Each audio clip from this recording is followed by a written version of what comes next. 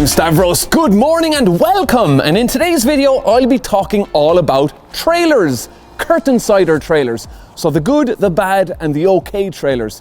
So I'll show you all about the curtains, the poles, the floors, what are good, what are bad. And I'll also be repairing a hole in a curtain. I'll show you how that's done. And we'll also be doing something with this egg and this shoe. Stick around for that. You might be interested. Okay guys, let's get on with it.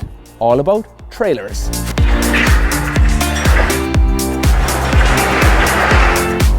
Okay, we'll start off with this trailer first. Now this is a pretty standard height of a Curtainsider trailer. There's nothing too special about it. It's pretty standard as you would find in the Curtainsider market. But you'll notice straight away we've got patches on the floor because of this floor. It's just steer well clear of these floors and anything to do with a Curtainsider trailer, okay? They all just rot. I mean, this trailer could be, what, over 12 years old. And with all the wheels here at the back, this is where the timber gets wet the most. And you can see for yourself, forklifts go down through it. Yeah, I'll show you a better floor on a trailer shortly, but these ones just steer well clear. Look, another big patch up here as well. And I'll show you the bad covers that can be found sometimes on these, the insides for holding on the outside straps there. But these ones are okay, but I'll show you a really bad one shortly in another trailer. Oh yeah, what I also don't like about these trailers are these poles, these winding poles. I just don't like them at all. Number one, they can only be closed in that position. Some other trailers, you can close them in any position on the trailer, but you're stuck with this position, and you can't get two 8x4 bales side by side with these poles closed. So yeah, they're a strong pole. I mean, if they're looked after, they should serve you well, but there's far better designs, and I've never really liked these poles at all. Let me just climb down and I'll show you them there. Look, you just wind them down like that and it just lowers. You can obviously slide your pole over and back. So yeah, not a big fan of them. Anyway, I'll show you better ones shortly. And yeah, on the Triaxial Curtainsider trailers. Now, we move on to another trailer. You'll hear trailer manufacturers bang on about, oh, we've got a pillarless trailer. This is one of those trailers, pillarless. So you might think, oh sure, that's great, isn't it? You don't have any pillars to worry about. These trailers are not good, okay? What happens is the roof sags, okay, when you're driving down the road, and all the middle straps, all down this area on the trailer, loosen.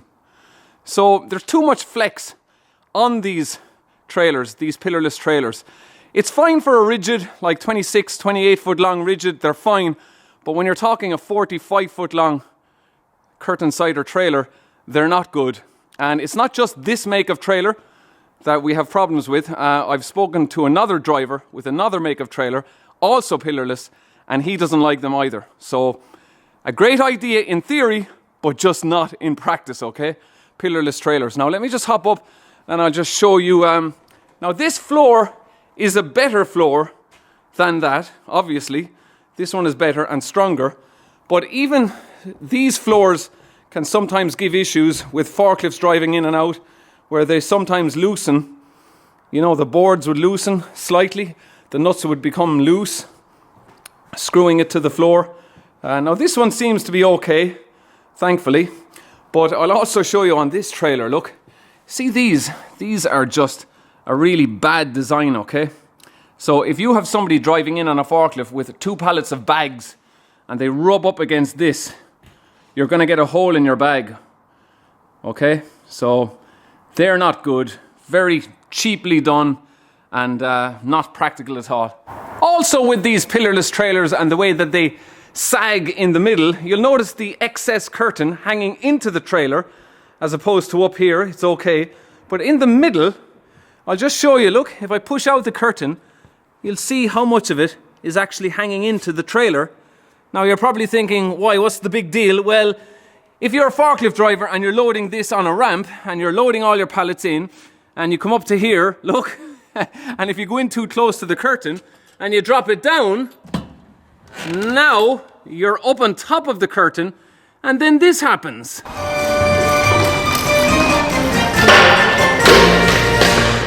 So what also you get caught for with these pillarless trailers is clearance on the inside.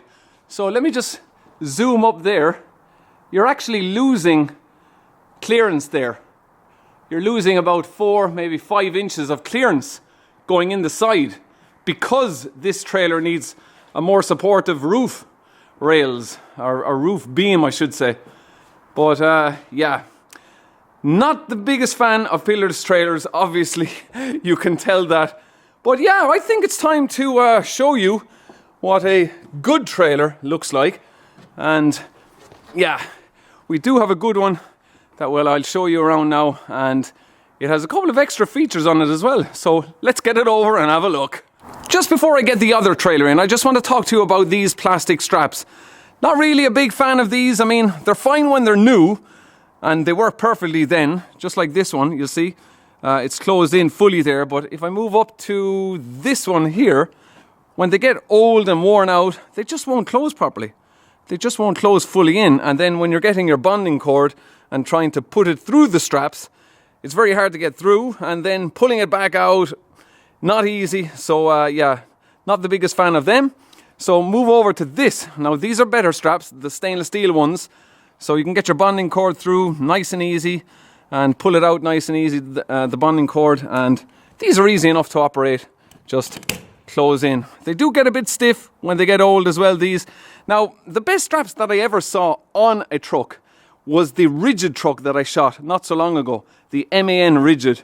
That had probably the best stainless steel straps I've seen on a trailer, where you just clip here, pops open. Clip, pops open. These ones are still okay, but yeah, that MAN truck had definitely the best straps. So I prefer these. Steer clear of these ones, guys. Just don't get them on any trailer. That would be my recommendation. Okay, I'm now in the Renault Premium, just moving in the other trailer. But first of all, I just want to show you one feature on this trailer, and that is the reversing sensors. So if I put the Renault into reverse, leave our handbrake off. Now you'll see the marker lamp at the back there. See the way it's flashing? Now that trailer is about 8 feet behind me, so I'm going to go back really slow, and then you should hear, let me just move down the window here, you should be able to hear the buzzer getting louder at the back. Let me just go back another bit here. Now you see the marker lamp, it's flashing faster now. And back another bit.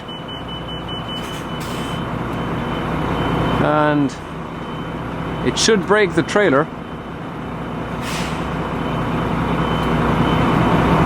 Getting closer and closer.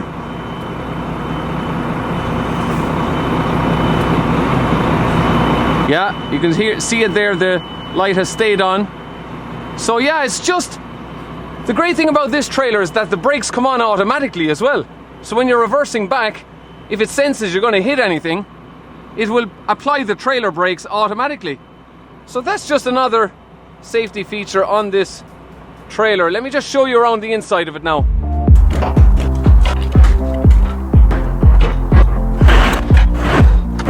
So yes, very handy to have your 3 reversing sensors at the back of the trailer. And as I said, the closer you're getting to an object, your trailer brakes will come on automatically. A very good safety feature. Also on this trailer, we have a reversing camera. Now this will require an extra SUSI to be fitted to the back of the cab, along with a monitor in the cab. But it's not fitted to this truck just yet, but I'm sure you could get it fitted, no problem. And we have a little 2-step ladder at the back. We have the LED rear lamps, and you see this little lever here, that one there, that's just for rising and lowering your back axle, just for leveling up to ramps. And we have that switch there, that's just for lamps on the inside. And 2 more additional lamps fitted there, just to give you extra light around this area when you're reversing at night. Okay, I'm just going to move over to this trailer because I want to show you what I think is probably the best floor you'll see on a Curtainsider trailer, and some of the best poles for holding up the roof as well. I really like these poles. So let me just show you how easy these are to use, look. Now first of all, you notice how narrow they are. So remember the winding pole, it was so wide and it was robbing you of room on the inside. But these ones are so narrow and they're light, easy to open, easy to close, easy to slide up along the trailer. Look how easy that is, look. You could do it with one finger, sliding it along the trailer. But the beauty of these is that you can close them anywhere along the trailer. So if you've got anything coming out too close, you can just move your pole and close it here. You know, anywhere. It's great. Really like those poles. So let me just climb up and give you a look at the floor. Look at this. We've got the 12 steel beams going the whole length of the floor. So this gives the floor extra strength with forklifts driving in and out. So this is a very good floor. Really like this. As I said, probably the best floor you'll find in a Curtainsider. Now we do have the checkered plate here, just for added protection at the back, because you know this area will be getting wet a lot, so it's less prone to rotting the floor as much. And not only that, but when you're on a ramp with a forklift driving in and out, your forklift will be hitting this plate, so you're less likely to be putting immediate pressure on the floor from the forklift coming off the ramp. So it's always great to have this checkered plate. Now you can't have the checkered plate going the whole length of the trailer because it's just too dangerous with loads sliding around. They would only be sliding out against your curtain. So this floor is fine on a box trailer, but you just couldn't have it the whole way up on a Curtainsider. So this is a very good floor. You should definitely get it on all your Curtainsiders. And you'll see there, because this trailer is not pillarless, we have maximum access in through the side. So very good. Look, the whole way up, just under that pelmet, you'd be able to stick something under that for maximum room. And we have the lamps there up on the roof. And oh yeah, these straps as well, look. See the holders there on the inside? Look how flush they are to the curtain, look. So when you're sliding a pallet up along, like forklift drivers would be doing, they would be sliding, you know, just squeezing next to another pallet, you're less likely to damage freight. So really like that. So yeah, I think that's just about enough. Oh yeah, I just want to show you quickly at the back of the trailer as well. We do have a nice spring-loaded holder there. I really like these holders on the backs of the trailers. Look, just for holding in your door nice and tight. But there's also this strap just in case. Now, you know, in gale force winds, you've got to be very careful with these doors that they don't take off and knock you in the back. Or maybe the pole there, in a high gale force wind, it would be blowing around. I mean, that would blow the whole way up and hit the roof in a gale force wind. It's happened to me numerous times. You'd nearly need to be wearing a hard hat operating with these curtains in high winds, because if they hit you in the back of the head, you won't be coming into work the next day. I wouldn't think so anyway. Okay guys, I just need to find a trailer now with a hole in it and show you how to patch it up. It's really easy to do. Inside the back of our trailer then, I have all the items I need to patch up a curtain. So I've got my patch, scissors, my roller that we're going to need for rolling the patch on when we heat underneath, and of course our heater gun. Now you can get these patches as well. It's very handy for drivers to have these in their truck.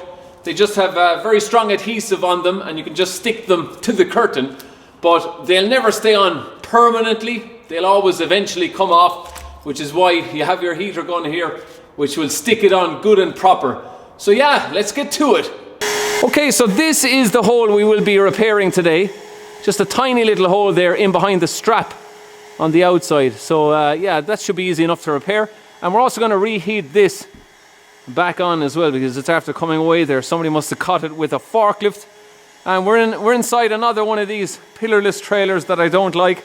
But you see these curtains as well, they really should be double lined halfway up for better durability. Some of them are in the Rory Lynch fleet, but this one isn't, and some of the other ones as well, but it's really far better when they're double lined on the inside.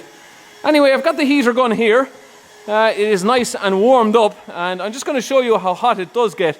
So look at the plastic here, watch. Look at this. Melting it right down, look. Anyway, yeah, let's get to it. Let's patch this up. That should just about do it there. Now, What I usually do is just curve off the edges just to make them a bit less likely to peel off in the future. Just curve off the edges. Okay, we'll get our roller there and we'll hold down the patch and we will get heating underneath. So you need a good bit of heat. Get it all warmed up and get the roller going. Be careful not to keep it too long, otherwise it's going to melt the curtain completely. But yeah, this is a bit of a tricky one here now in behind the strap. But yeah, it seems to be going on easy enough. So get more heat underneath. It will start to smoke up a small bit, but that's to be expected with the heat.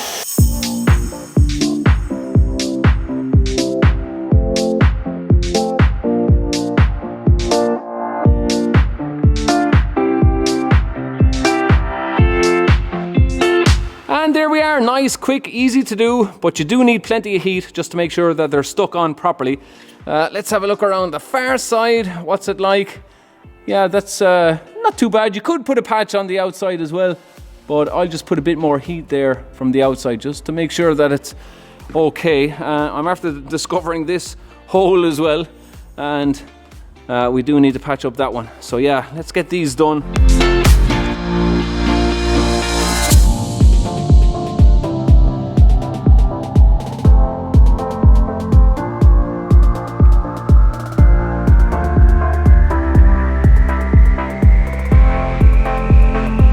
So there we are, they're all just reheated back on, and this one here as well, just there's no point wasting a patch on these.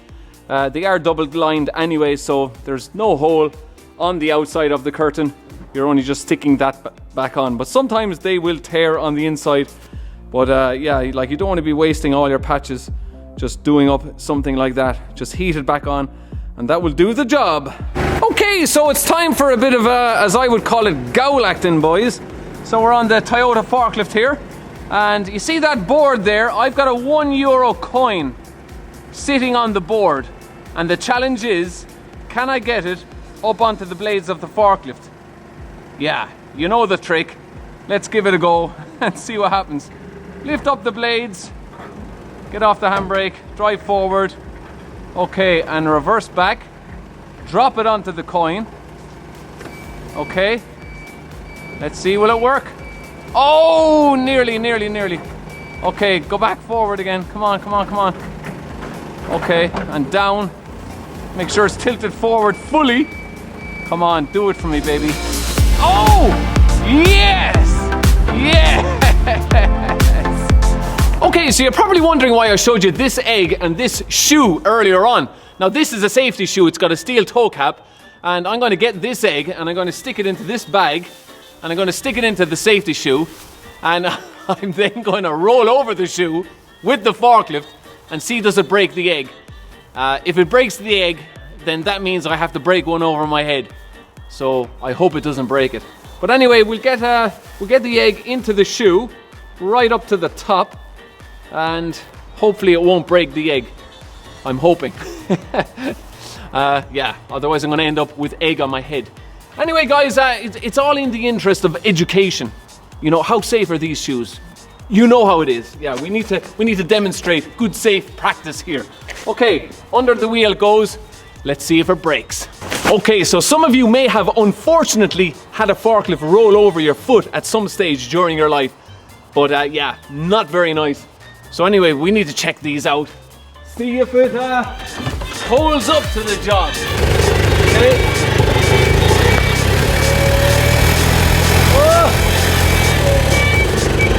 Right. Yeah. Oh, guys. It's what do you think?